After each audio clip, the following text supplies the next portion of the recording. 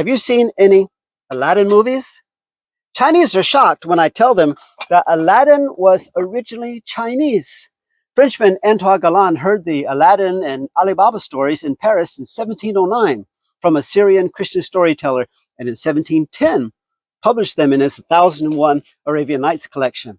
I have many 100-year-old versions of the Aladdin books. This one's from 1899. This one is from 1905. You can see he's Chinese, he's not Arab. And in the older books, the illustrations are of Chinese, in Chinese clothing and Chinese architecture.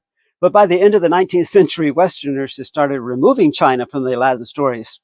Disney not only deleted all references to China, they even invented their own country of Agrabah.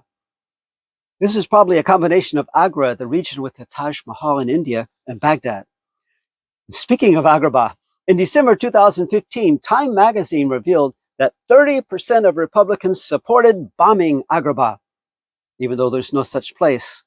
And lest Democrats gloat, 19% of polled Democrats also supported bombing the fictional home of Disney's Aladdin. Many scholars argue that Aladdin should not have been in China because the words and cultural setting are Muslim. But this is easy to explain. The young Syrian Christian storyteller had never been to China, so he used terms he was familiar with, such as sultan instead of emperor.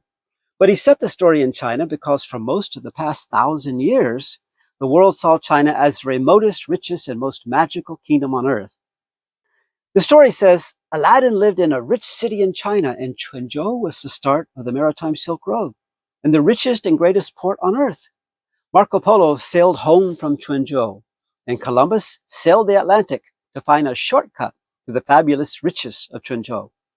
Quanzhou had 7 mosques for 40,000 Muslims, as well as 3 Franciscan cathedrals, Jews, Manichaeans, Nestorian Christians, Hindus, and every other religion you could imagine.